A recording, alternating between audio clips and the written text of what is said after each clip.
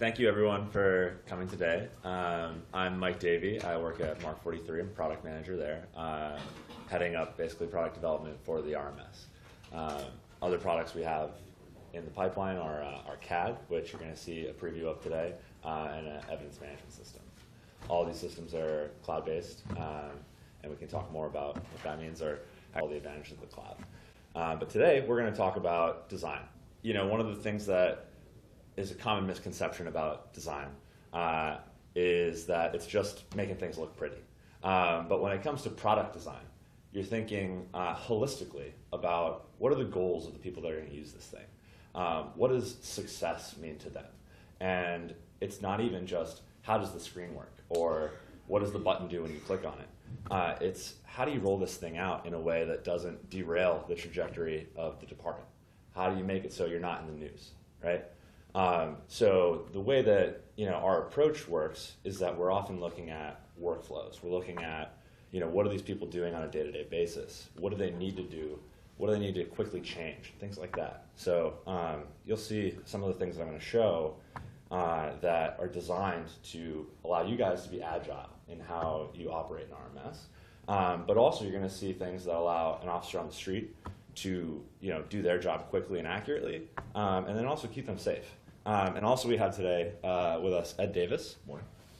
Do you want to sort of introduce yourself? Sure. Yeah. Good morning, everyone. I'm actually a member of the board of Mark43. I don't work there day in and day out, but I'll tell you a little bit about my background and how I hope to be able to sort of add some color to what Mike is saying this morning. I was 34 years a sworn officer in Massachusetts. I started out in the Lowell Police Department, where I worked my way up through the ranks. I walked the beat. I used to work dispatch and all the things that new cops work when they first come on. It was at a time when there were hardly any civilians in the police department. It was mostly sworn officers. The only civilians that we had actually were in the Record Bureau back in the late 70s, early 80s when I got my start. And then I worked my way up through the ranks here in Lowell and became the police chief. And I was the chief there for 13 years. And it was at a time when we really started to civilianize the department. We did a lot of community policing. It was during the Clinton years when there was a lot of federal money on the streets, so we hired a lot of community officers. And we dropped the crime rate dramatically over those 13 years. We had a very high reduction in Part 1 crimes. It was over 50%. So in 2006, I was recruited to become the commissioner of the Boston Police Department. And I was in Boston from 2006 until 2013. I've been on the boards of the Major City Chiefs Organization, the Police Executive Research Forum, and I've done work with the research unit at the IACP. I retired in 2013, and I founded a company that is located at the intersection of security and technology. And as part of that business that I'm running, which has been a very, very good business in that police are way behind in a lot of different areas in technology. And so I've been able to work with my former colleagues from the major city chiefs to introduce new technologies in different police departments, and one of them was Mark43. Their first introduction was at the Washington, D.C. police. And quite frankly, I told them they were crazy. They were biting off a lot more than they could chew when going into the D.C. police. I had implemented 2 CAD RMS systems when I was a police chief or commissioner, and it's an ugly, complicated, difficult process that does, as Mike said, put you on the front page of the paper. And what these guys were able to do, these men and women, from young people from Harvard, they went out and they drove around with Massachusetts State Troopers, and then they got an education at the Washington, D.C. police, and had a lot of constructive input from me and people I worked with. They were able to devise something that's a completely different platform. It's not the old blue screen filling in the boxes that we were all used to.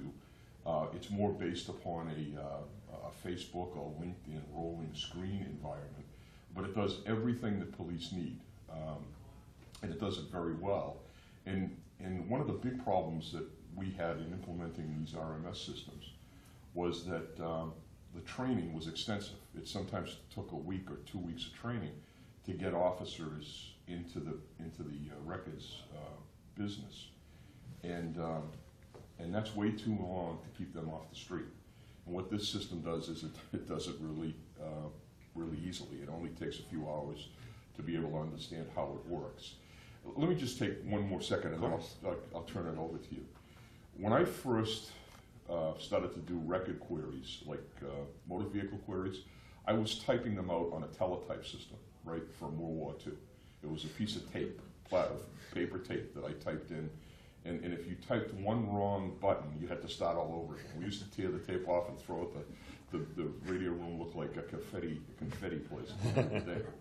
It was a terrible way, and it was a terrible process, and it made it very difficult for us to protect the officers on the street because we weren't able to get timely information. And so it came from that technology in 1978 through computers and then CompStat, and now intelligence-led policing, where you've gone from someone who provided the insurance company with paperwork that they needed to do their job, right?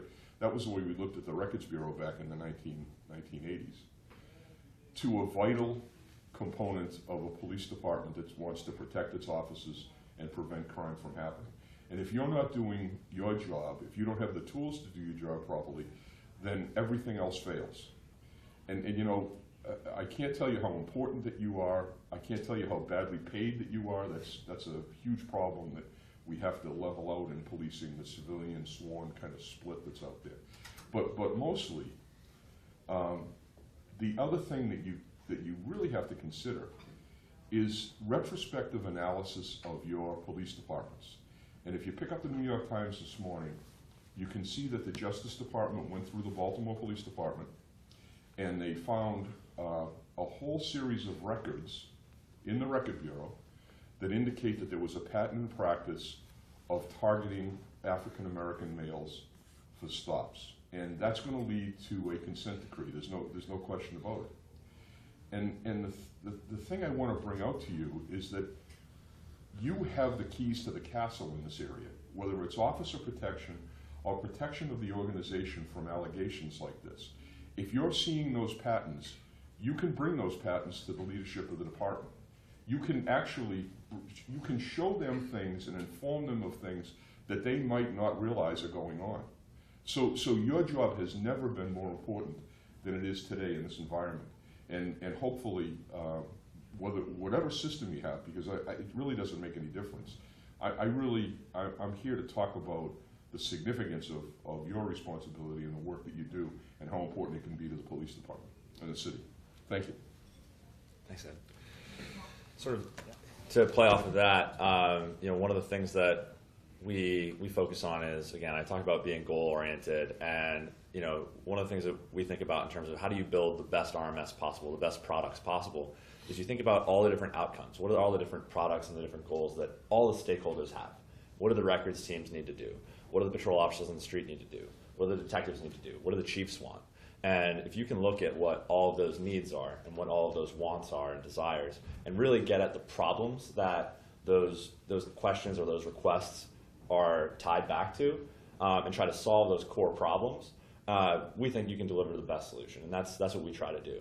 So whether that means clean data for the FBI and the state, for NIBRS and UCR, whether that means a really easy to use search for detectives to help find people, or connect the dots on the number of crimes, and whether that means a patrol officer being able to finish a report quickly and accurately, so that you don't have to track them down weeks after they've written the report to try to correct it.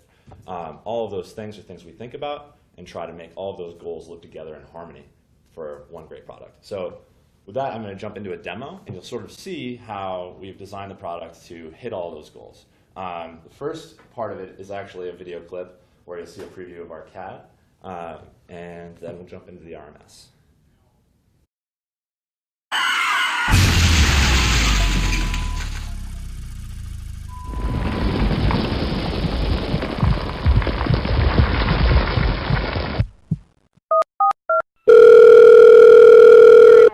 What's your emergency? I need help! 12 1 9er 4 tech.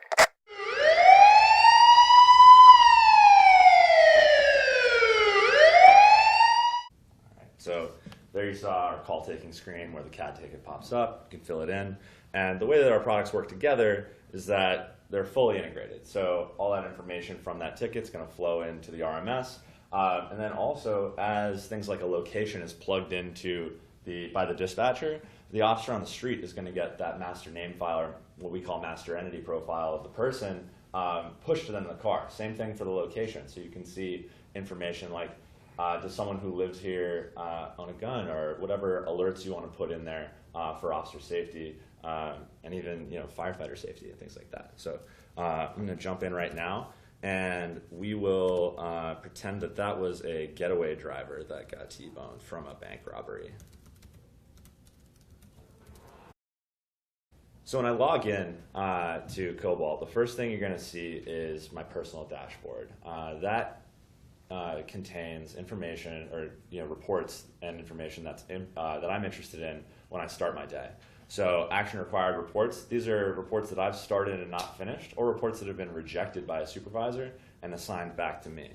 Also, we've got recent arrests over here, which is essentially in real time. And when you've got a booking system hooked up to our system, the mugshots will flow in here as they're taken. And so, this is a tool that officers love, because if you've been off for a few days, you can come in here and filter to your area. Let's see, I want to see what's going on in District 2. And I can just see these are the arrests that have happened in District 2 since I was last on. And officers love that because they can put a face to a name a lot of the time. So if you've got somebody new who you've seen when you're out on patrol, hanging around with a bad crowd or something, and then you see that they've been arrested, then you've got all their information, your area. And then that's something that's very important to them.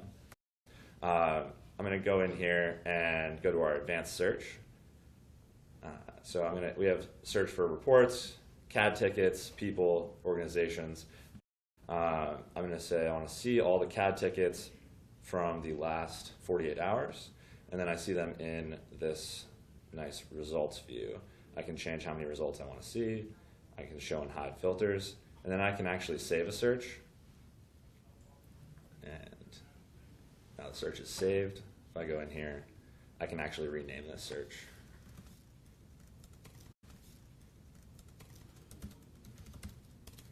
Then I click this search and it runs it. So, and then I'm going to choose which report I want to create. So this was that bank robbery where it resulted in a vehicle crash. So I'm going to create an offense report, and then information flows in from that CAD ticket. Now, you're going to see that the way that our report writing system is constructed is not what you're used to seeing, where it's a big bunch of buttons with some boxes in it. You're going to see that it's sort of like a bunch of index cards, where the different cards contain different logical units of information. And this is very important because as we dive into NIBRs, a lot of information is collected per offense, rather than the way it used to be, where you're classifying the entire incident, and it doesn't really matter which offense you're tying things to because you're classifying the incident. Now you're classifying offense by offense, and you need to know things like what was the victim of the robbery, and all that information. So when we go through here, this is just high-level information about the event. We've got some checkboxes here. These are fully configurable. Anybody get random requests from the chief? Hey, I want to know this data field now, and it's for the summer. We want to track a certain stat for the summer or something like that. Yeah. So this is something that you don't have to call us to update. You can do this from an admin screen in about 30 seconds. So I can show you that in a little bit. Now I can have the report taken location. This actually pulls in the location that was attached to the CAD ticket automatically in our recent locations. So I'm just going to click that. We use Google Maps as our backend. We've seen a trend in just policing in general that in a number of reports you have to make certain notifications, whether it's notifying missing persons section, notifying a detective on call, notifying communications. And this is just one little section where you can say, I'm going to note who I notified. And then I can add a number of notifications, and it's all centralized on your report in one place. reporting party. This is, who called 911? Maybe it was self-initiated, and I'm going to say that this was Camden County Police Department because I, as the officer, self-initiated this call.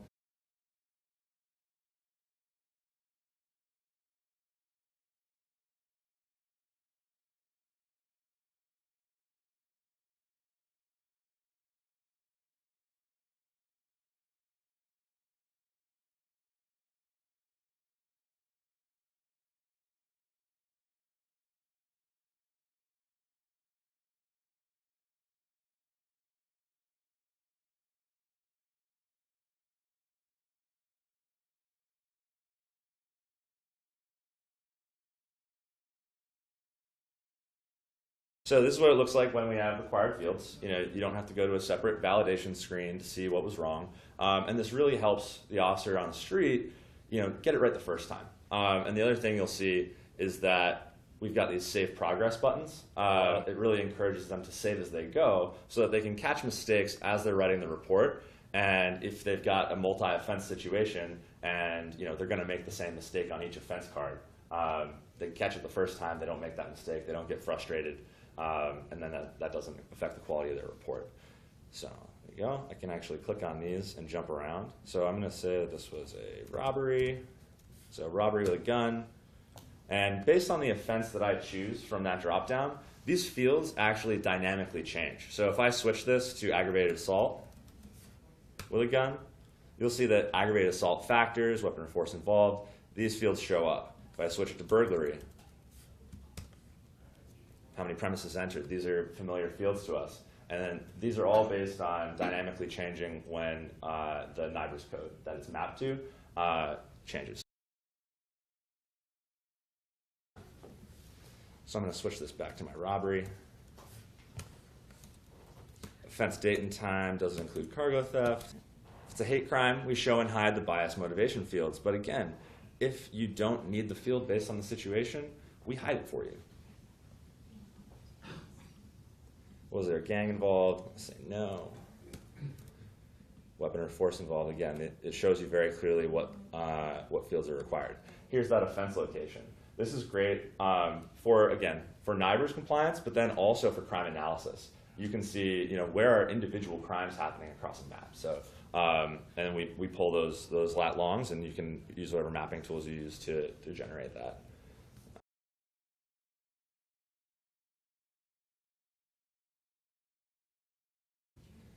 And since it's a robbery here, I'm going to put in a person as a victim.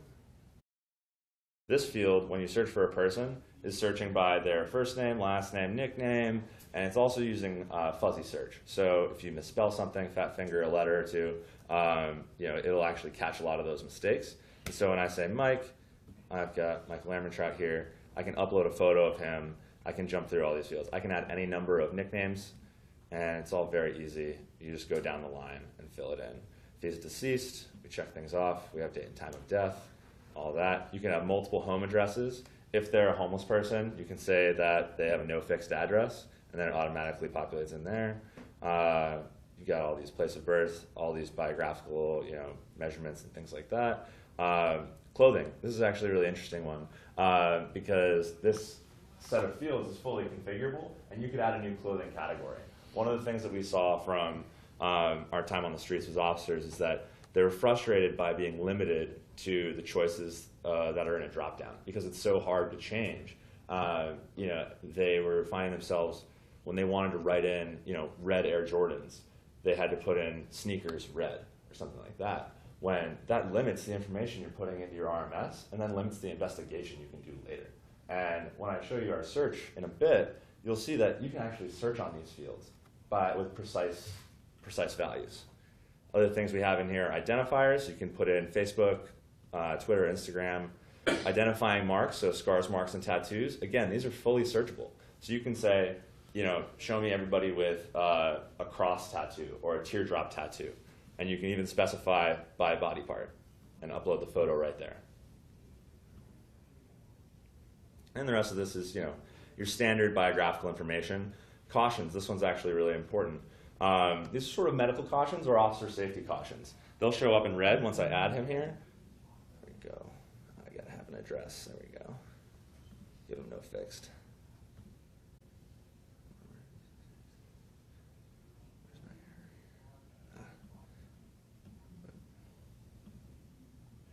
Cool.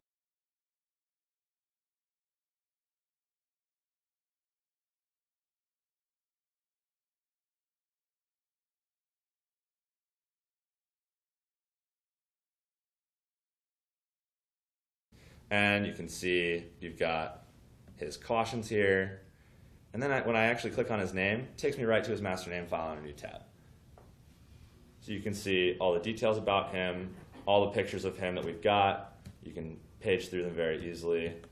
Again, we sort of take that Facebook approach to being able to view person information. Reports, these are all the reports that he's been involved in. As I scroll down, we shrink his stuff up so you can see the information you care about. Locations he's been tied to, so he only has the home address from that one report, so it's no fixed. Relationships, these are people that he's been tied to from the reports. Property he's tied to, vehicles, you get the idea, and social media. So, there we go. I can add multiple victims. I won't show you that right now, but then we got a suspect. We're going to say that Walter is the suspect here. There we go.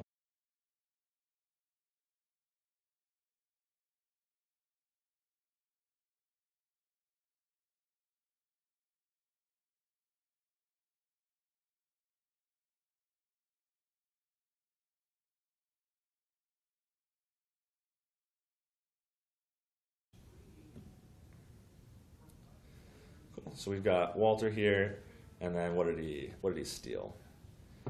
He stole a vehicle. Actually, it was a bank robbery, so we're going to do some cash. You can add any number of item statuses or property statuses. These are actually directly mapped to NIBRS values. So again, you can make these say whatever you guys want to your needs, but it's always going to automatically tie back to NIBRS compliant data items. So it really takes some of that pressure off of worrying that the officer's getting things wrong. Say that they stole an ATM. And then we save and we shrink down that offense card into that little handy index card so that it doesn't, it's out of your way. You don't need to see all the fields in data entry mode. And then this is also the view that supervisors will use to review the report. They can click to expand these things and it's not an overwhelming amount of information. You see what you need to see, and you can move along. Now, I'm going to add in that vehicle crash as an incident. So down here at the bottom, I'm going to click Add Incident.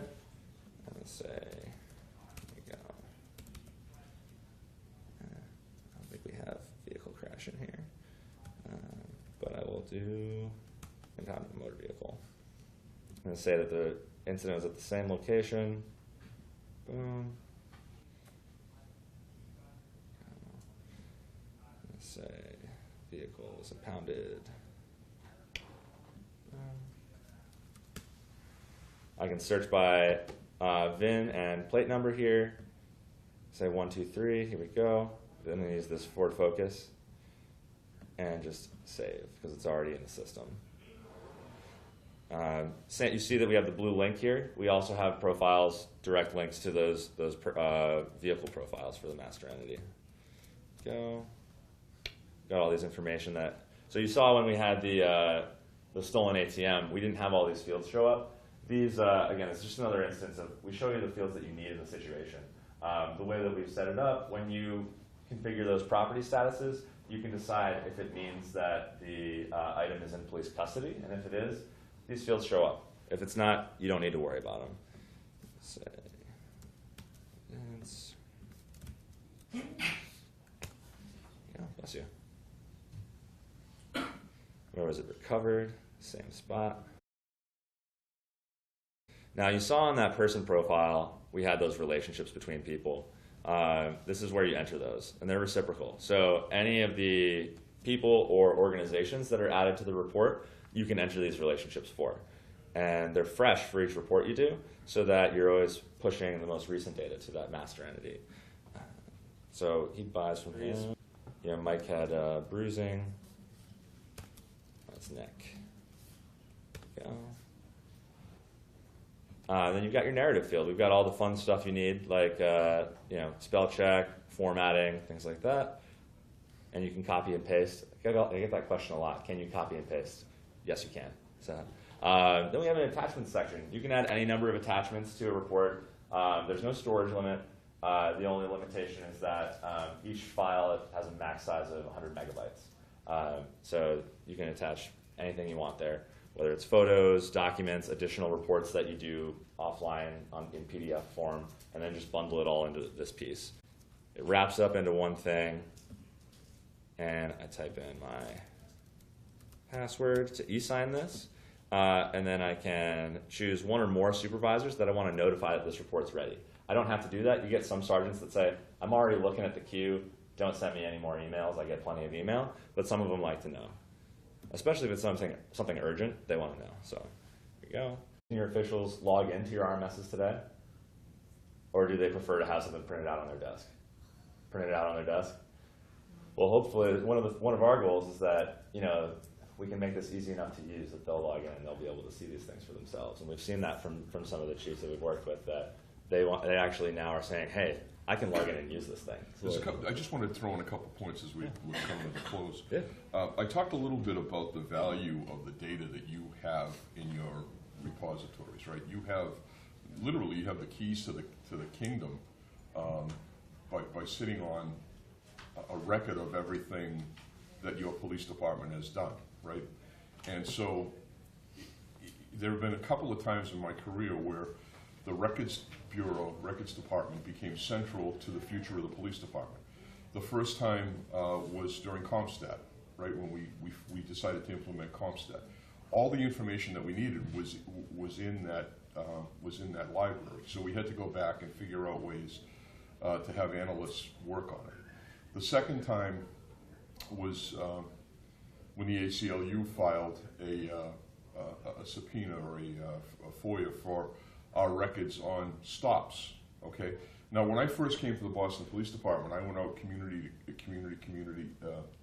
community meeting and spent the first year literally getting to know everybody in the city. And a lot of young kids were complaining that my specialized units, my gang unit, my street crime unit, that they were unfairly targeting them. And essentially, you know, stopping them and frisking them, tipping them upside down to see what fell out, right? And so it was because of that input that I had the units in, and I changed the way that they were doing business in that area. That we did fewer stops. We tried to slow things down. But the ACLU got a hold of this complaint, and they went back through all of our field interrogation reports, and by looking at them, they were able to prove, even working with one of our analysts, that we were excessively targeting African American males for these stops, and our hit rate was fairly low. Now, I was never notified of that by any of my command staff, right? No one ever dove down into those records to tell me that. It only became apparent to me through two means. One was direct conversations with the community, and the other was the ACLU subpoena. So if you're sitting on information like that, it can be extremely valuable to the administration to know that something like that is going on. And it doesn't have to be like a gotcha type of thing. It can just be, hey, we were looking at the data and this is what we're seeing. You should just be aware of it. It can change the whole direction of the police department. It's a very powerful position for you to be in. The second thing is, I have a pet peeve about first and second level supervision. There are some tremendous sergeants and lieutenants out there, but a lot of them just want to collect the paycheck and don't want to do the follow-up that's necessary in that very important job. You know, a cop on the street, I was a cop on the street, and I know one thing. I did what my sergeant told me to do. And if my sergeant said, don't do that, we didn't do it. And so that's the key to the effective running of police departments. This system really does require a supervisory oversight. You know at the end of the week if a sergeant didn't check a report. You know at the end of the week if someone is getting behind in their supervisory duties. So that's extremely powerful in making the organization work correctly. And then finally, I always thought that the power of every police department was in its personnel on the street, right? The abilities and the intelligence of those officers who are out there pushing a police car, walking a beat, that really does make the difference to whether you're a good police department or a bad police department. And what this tool does is it allows a cop on the street to actually do analytical work that they've never been able to do before. If they're able to access this information, they can figure out what's happening in their area of responsibility much easier than going back into these old systems and trying to drill down and invent a query that's never been done before. I remember the first computer system I bought was for a narcotics unit I was running. It was a weighing system, cost me $10,000. And when I went back to Wayne to have them fix a report, every report that I wanted to add to the system cost me $5,000 more. It was like a set price, no matter what the report was. It was just like a scam, basically. And so this open architecture, if you will, maybe that's the wrong term for it, but this ability to manipulate the system and get the queries you need that suit your department and allow you to save those queries so you can do them over and over again is probably the best thing, because it allows the cops on the street to really be better at what they do. So anyway, I just wanted to, that was my last.